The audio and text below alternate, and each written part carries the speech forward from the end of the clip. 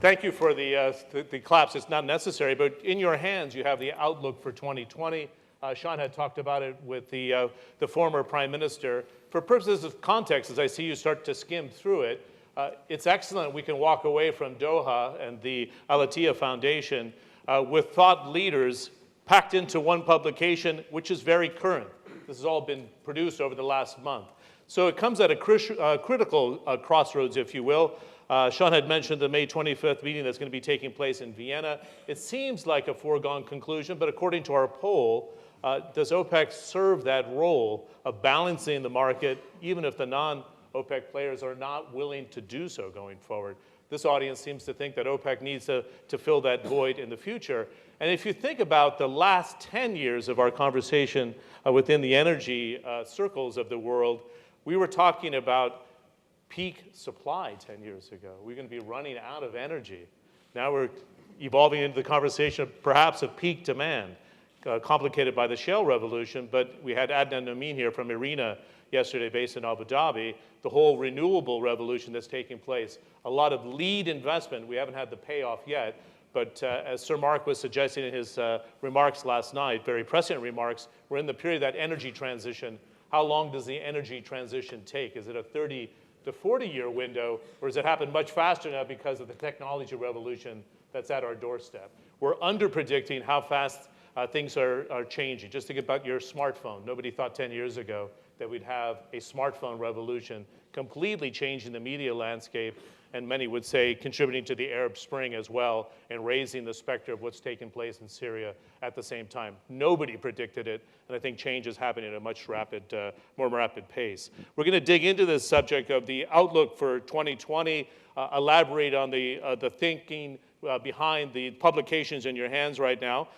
Dean Mark Weichold is the professor of Halliburton Engineering Global Program and the Associate Dean of Texas A&M. He has spent a number of years here in Doha with the launch of Texas A&M in this great capital as well. He's going to give the introductory about the Outlook 2020, and then we're going to invite the panelists to come in and have a good, healthy debate about the book itself, and then open the floor to questions and get your input on some of the thought that's been put into the publication as well. Let's give Dean Mark a warm welcome to Doha.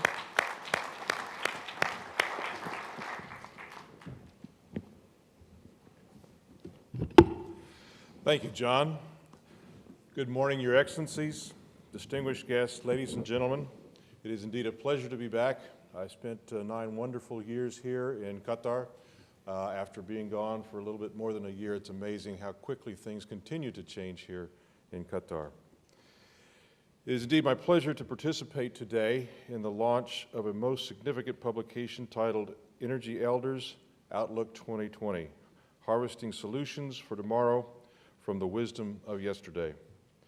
This publication is the records of the thoughts, observations, insights, opinions, and experiences of the participants in today's Forum of Energy Elders. The members of this forum are part of a very unique and very distinguished group of 30 individuals.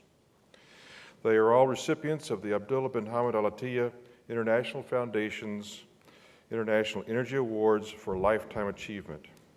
Cumulatively, they represent approximately 1,000 years of professional experience in energy from fields including industry, technical, business, political, academic, and media. These individuals have distinguished themselves in the energy fields, and they've come from Asia, Africa, the Middle East, Europe, and the United States. They were selected because of their sustained history in their career of impact, leadership, innovation, and vision. This Forum of Energy Elders gathers this 1,000 years of knowledge resource to provoke new ways of thinking about some of the world's most challenging energy issues. It does so in an open, forthright, independent manner, not being bound by any particular interest driven by any one nation, organization, or institution. Significantly, the end product of the forum is not merely discussion. The end product will be a series of recommendations stemming from this discussion, which will be presented to a much wider audience for action and for implementation.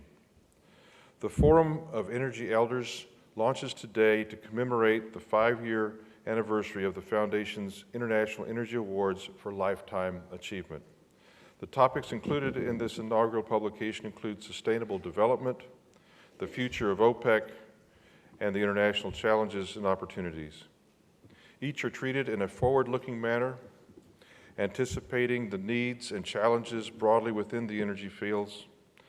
But as it anticipates and addresses these needs and challenges, it proceeds from a solid foundation of the knowledge and experience brought by the alumni of the Al-Attiyah International Energy Awards. The compilation of the contributors' written words into this publication will stimulate new thoughts, cause us to question old assumptions, and broaden our thinking for the 21st century energy world. The timing of the forum could not have come at a more opportune moment. We are witnessing changes that will have significant impact on the energy field for the decades to come. These changes span the spectrum, including education, workforce preparation, sustainability, geopolitical unease, uncertain economics, and transparency. It is to the credit of His Excellency Abdullah bin Hamad Al-Attiyah to have had the wisdom and the foresight to anticipate the need for the Forum of Energy Elders and the commitment to bring this group together today for these important discussions. We are all indebted to His Excellency and are privileged to be part of his visionary assemblage today.